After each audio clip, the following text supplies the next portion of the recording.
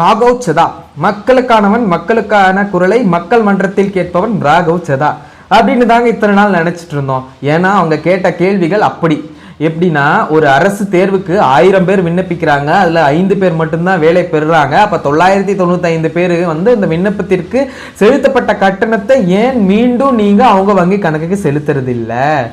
ஏர்போர்ட்டுக்கு போனா 10 ரூபாய் வடாப்பாவ் 100 ரூபாய் விக்குதே, இதை ஏன் நீங்க கேட்கறது இல்ல?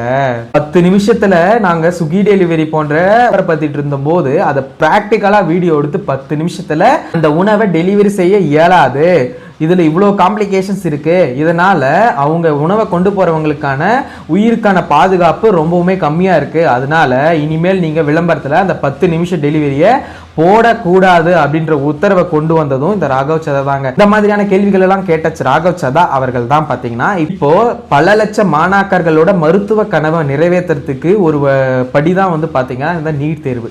இந்த நீட் தேர்வை பாஸ் பண்ணாதான் நாம மருத்துவ படிப்பை படிக்க முடியும்.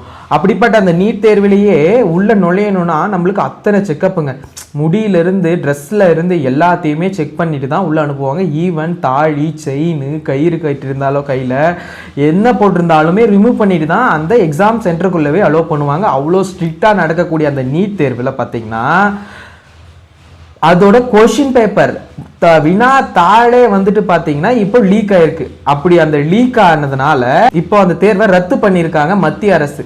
ஆனா இந்த கொஷின் பேப்பர் லீக்கை பத்தி இது வரைக்கும் ஒரு வார்த்தை கூட நம்ம ராகவ் சதா அண்ணா வெளியே விடல. என்னடா மக்களுக்கானவர், மக்களுக்கான குரலா நிற்குவர், இது வரைக்கும் ஏன்டா அவர் பேசவே இல்லை அப்படின்னு பார்த்தா தான் தெரியுது.